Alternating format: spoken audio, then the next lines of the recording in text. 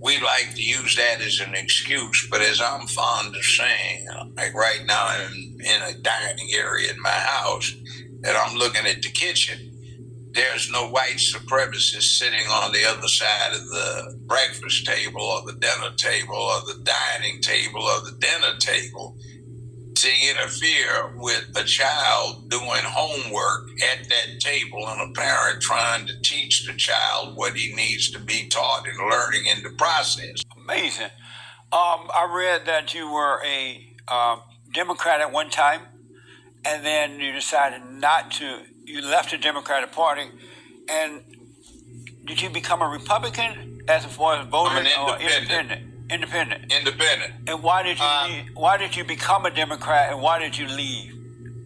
Black folk were not Democrats. The Democrats were the enemy. That was the Klan. That was the sheriff that pulled you over. That was the highway patrolman that wanted to know what you were doing, but tell Trooper Jackson that you talked to Trooper Johnson, and, you know, it'll be all right. It was racist, Strom Thurmond and Eastland and Stennis and Faubus, by the way, all of whom supported Joe Biden, and I heard them introduce him during a particularly unpleasant little episode. I heard him making an early campaign speech, 1972, outside of the state capitol in Dover, Delaware. Those clowns were very unsavory. Now, the Democrats had economic policies that I approved of. A lot of what was going on in my world was centered around do you or do you not get drafted and sent to Vietnam. I didn't like Republicans because they had St. Ron the ray gun, and he ruined public education in California. For example, when I went to UCLA, there was no tuition. There was no tuition for the state college system or the city colleges. They had an incidental fee, which at UCLA was $56 a quarter, and that got you free medical care, free dental care, free prescriptions, free eyeglasses, concert tickets, all of the entertainments, all of the athletic stuff, and financed a lot of stuff going on around the school, but it was not tuition. So from $56 a quarter, this clown jumped it up to $840 a quarter, which was like, that'd be like 60-some thousand a year now. It was just absolutely obscene. He was campaigning on the plank that no one needed a higher education. You could do without it. And if you got it, you were likely to be a long-haired hippie who was a comedy-loving sympathizer, etc. And you saw all kinds of far-right, nasty tricks. And then there was that clown J. Edgar with the FBI, who turns out to be a black man trying to pass for white. J. Edgar Hoover was a black man? Yeah. Oh, I didn't know that. Yeah. What the? Oh. Look. I'll do this. Since we're talking, I'll let you see a picture of it. Now, who is this?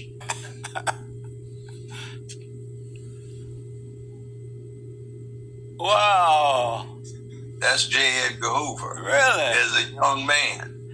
Well, he definitely looked like a black guy there, but I never knew that. And the Smithsonian Channel and the History Channel have done features over the last several years about his hatred for the Klan and what he was, because the Klan ran his family out of Louisiana because they were trying to pass for white.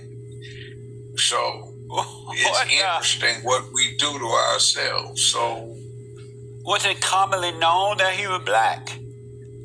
Some of us knew it, and it's sort of like the worst somebody you can have is somebody who hates his own people because he doesn't want to be reminded that those are his people. He was also gay at a time when that just wasn't happening. His lover, Colson, was the deputy director of the FBI. So they did a lot of nasty stuff. I know when I was undergrad at UCLA, every time we would do something political or anything, which was all the time, you'd be hauled in within 2 or 3 weeks and taken downtown LA and questioned, interrogated by the FBI. Therefore, so they will prosecute you for harassment purposes. And I know later I'd have clients and they'd have 17, 18, 19, 63 counts of an indictment. I'd beat all of them except one, and that was making a knowingly false statement to a federal official or agency. Also thank Joe Biden for that. With him, Eastland, Stennis,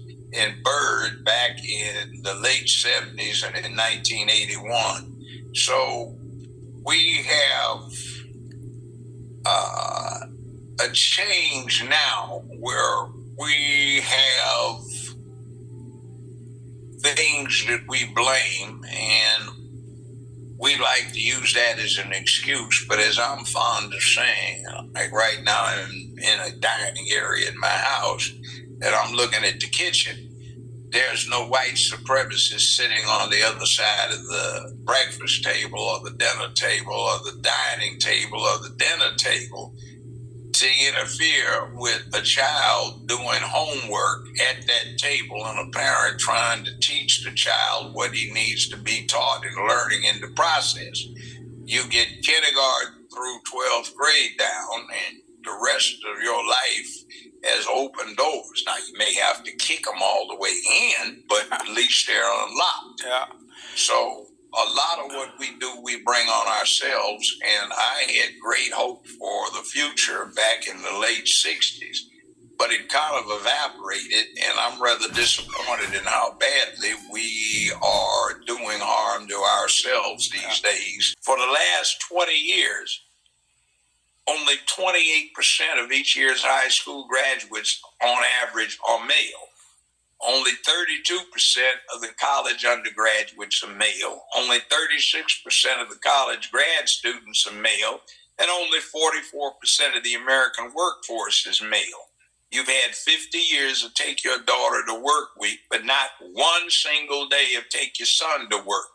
You have all of the programs for the girls and not one for the boys. And the boys are still doing the drive-bys, not the girls, though we do have the rise of what I call girl rivers, where somebody has failed to teach these young ladies how to be ladies and to be respectful. And they're brawling, they're fighting, they're doing gang activity worse than I've ever seen. Now, that's what I see as bad, is the girl rilla phenomenon. I've never seen girls, women, fight like this as often and frequently as I have seen them now. Now, we have to do something about putting decency together. And since you have the religious connection, please tell some of these pastors to start preaching sermons about acting like you've got some sense, acting like you have decency. That's and your objective is not to tell young ladies they have complete license to act in a licentious fashion. So then we turn around and we get this thing where it's taught to the young women that being a mother somehow or another is demeaning